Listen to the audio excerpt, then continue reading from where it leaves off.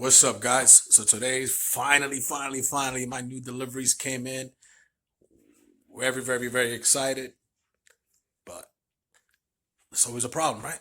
So I go ahead and I get my new valve covers from 188 Auto.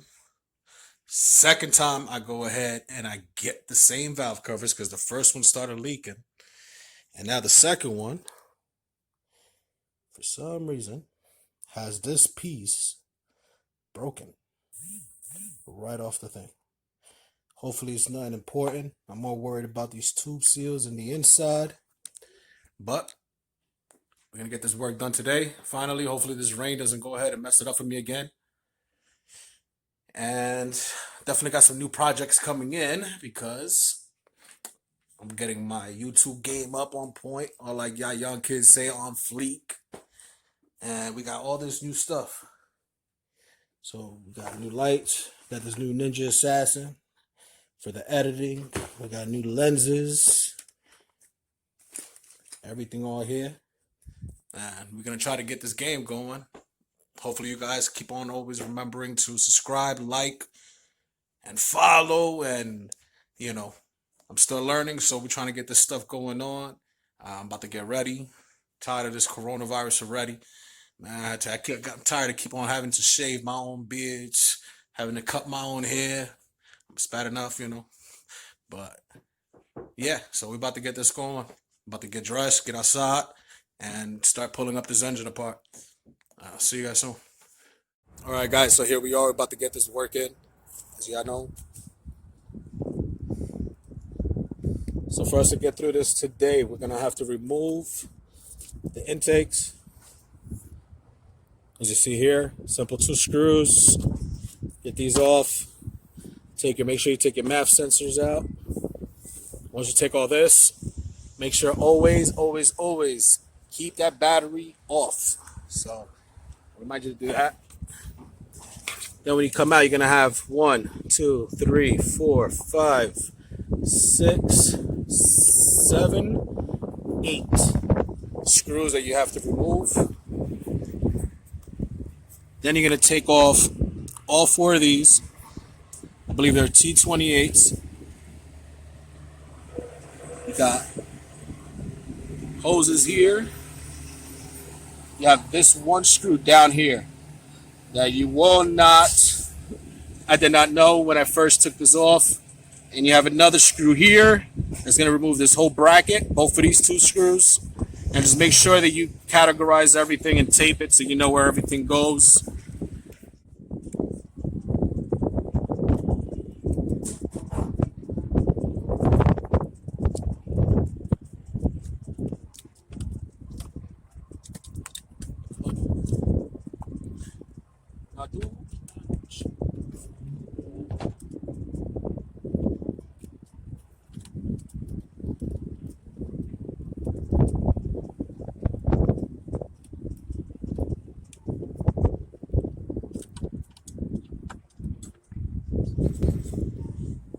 I do plan on checking both sides of my valve covers to see how my Rock Auto valve covers are holding up.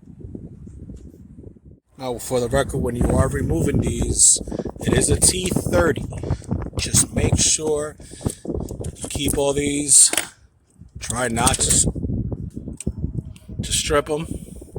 Give me a sec while I go look for the piece that fell off. Having one of these comes into very handy times, man. I hate dropping stuff inside the engine. This little tiny tool right here, that little thing just costed me the last 20 minutes trying to find it. It was in the most craziest spot ever. But back to this. Alright, so when removing these, always be careful. Especially with that end part. Let me get all these 4 out of here. And all you got to do is just pull this out to the back. Don't disconnect the hoses. They have antifreeze inside of them. And then I'll be doing the same for the other one. And I'm pulling off this Plenum. Good friends who let you borrow their tools because I could not get it out to save my life. This one last one is sitting right there. It's the one that's been driving me the most crazy. So when you start work, make sure you have the right tools.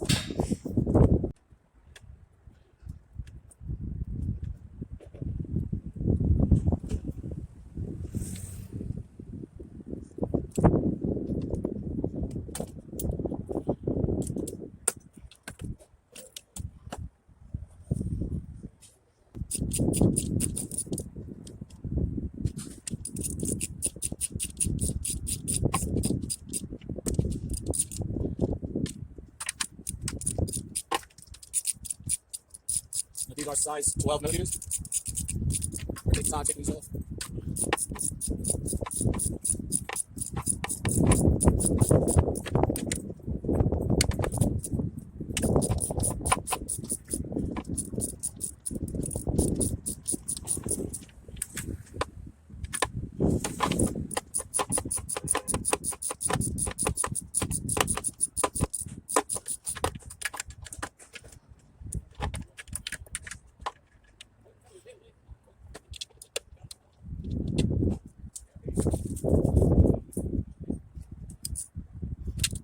The one on the outside for me is a 13. I don't know if it's different for you guys.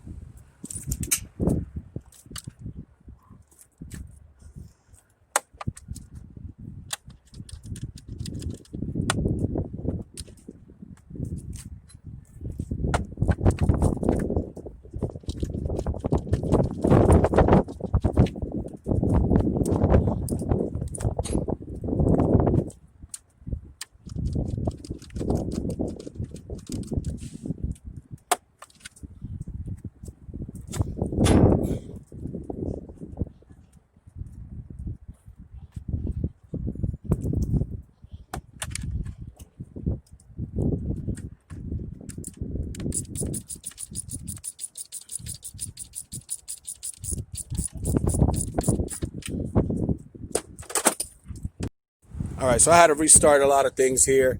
As you can see, I already took off the throttle bodies. What I like to do is I just put them out to the side. Just make sure you're careful with this wire here. It is a little hard to take out. Then you're gonna come out to the back. You're gonna remove this hose. You're gonna remove this switch here that plugs into here. There are two 10 millimeters in the back here that you also have to remove. What I do is make sure you remove here. They're both 10 millimeters.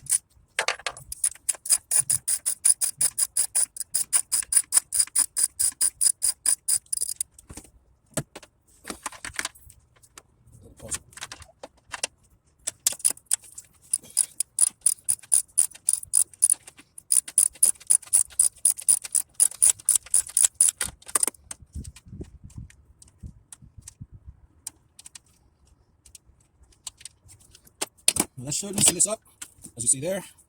Then you have another 10 millimeter here. Okay, should loosen this up. What you also want to do is that you want to make sure you remove the last one that's back here. Now you pull that out. Just make sure you don't break it.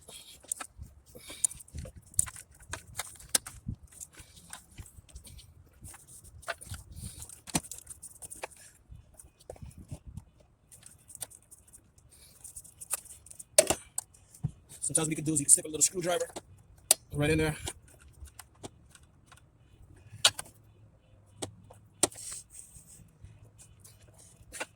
So I'm going to pull gently so it's decent enough to come out.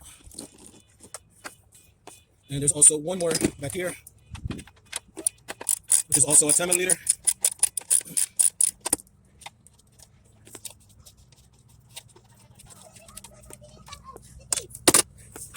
All right, also remember to take this hose off, which is also connected.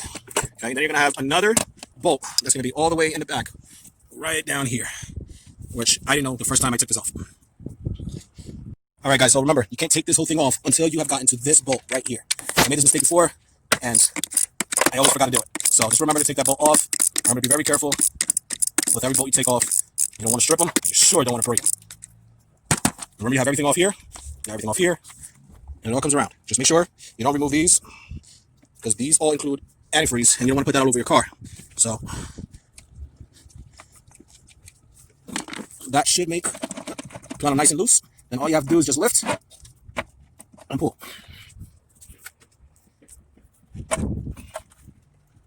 As you guys see, here, I'm gonna take this one out. But that's it. And always remember about these gaskets here, because these things do come out, and you should replace them every time that you switch it. The thing you guys want to do is, as soon as you guys remove this plenum, is make sure you block all these entrances here. You do not want something to go inside of them. So make sure you remember, put these in.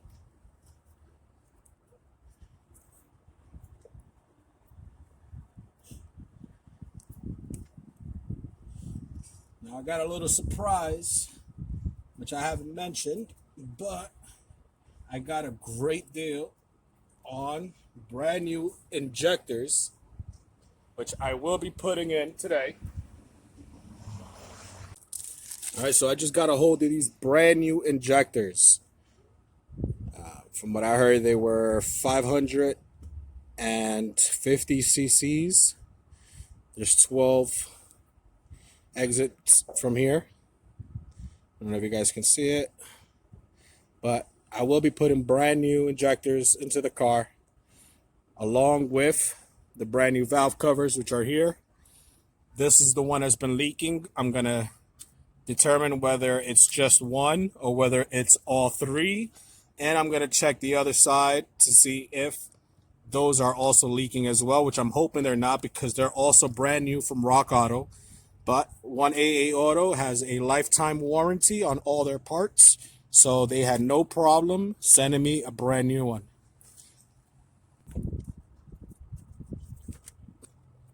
All right, now to check these spark plugs, all you have to do is just get a 10mm socket wrench, take these bolts off, make sure you don't lose them. Boom. And look what we have here. So it wasn't just one. As you guys can see here, this one is flooded as well. I don't know if the camera can reach in there.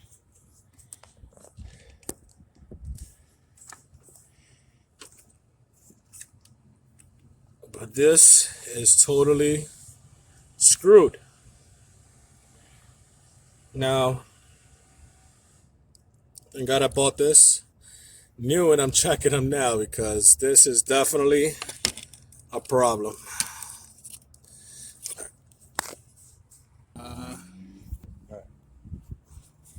Now, as I told you guys in the last video before, there is other ways to take this oil out.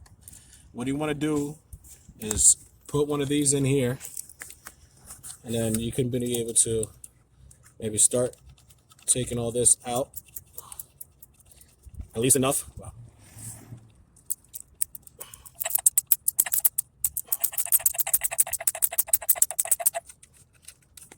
Just at least enough, so all this oil doesn't go back in when you remove the spark plugs.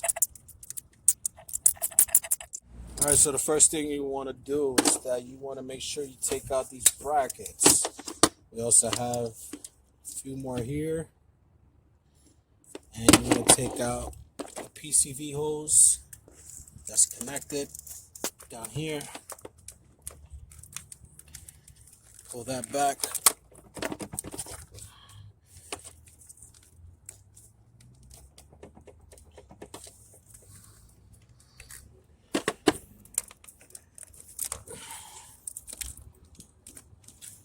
Okay, goes that. Now you want to remove this wire connector here. Just squeeze it You push back, that comes off. Remember, be very careful with these harnesses because if you break them, it's gonna be a really bad day. So it's another bracket here, 10 millimeter. Take that off.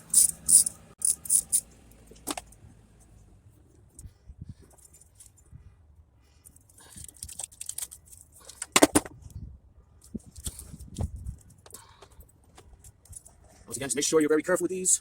Just go into the back, squeeze, and you should be able to pull them without a problem, but you know how it goes. There's always a problem. So just be very patient. Take your time. You see there?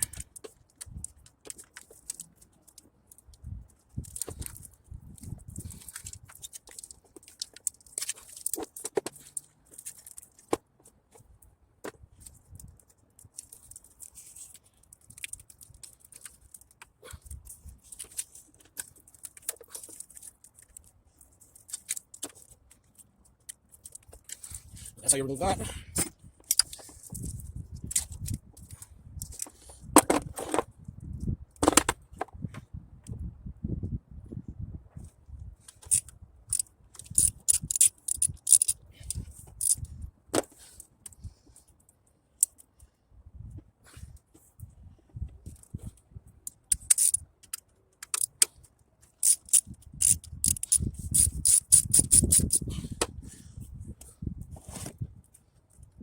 Be very careful when you remove this because this does have gasoline inside of it. As you can see here, gasoline coming out. So just make sure you put this, wrap it up, and just push it to the side. I plan to rechange those also. And there's another bracket here you're going to want to remove. It should be a 12.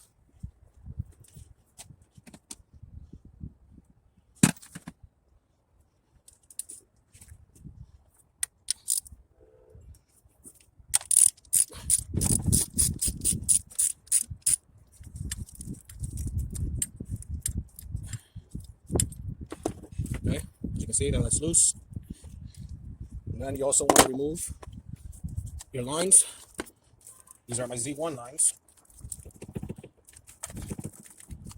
which is impossible to remove right now.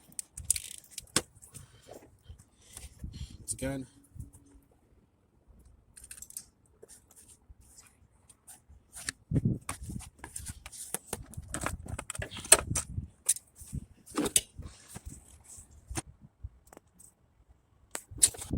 so guys, be very careful when you're removing these harnesses. Remember, these are connected to the injectors, and then you still have another clip here on two sides that you would have to remove before you're able to move this to the side. And then there is actually still a connection here with the ground that's connected here. So, I mean, some people remove it all completely, some people don't. And when that happens, you're gonna be able to move this whole thing apart. As you see there. Okay, then you're gonna have, I believe it's 10, 12 bolts that you're gonna have to remove. So there'll be one there, there's another one there, there. Then you have the camshaft sensors, which you're gonna have to also remove. You can just unbolt them right there, and then you can be able to pull it out. All right, guys, remember when you are removing this fuel dampener, you'll also have to remove these two bolts here. That's gonna help you have just a little more space.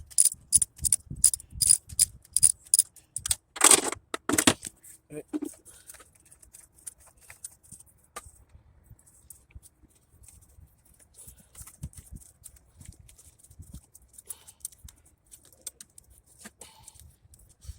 And you'll be able to pull this completely out.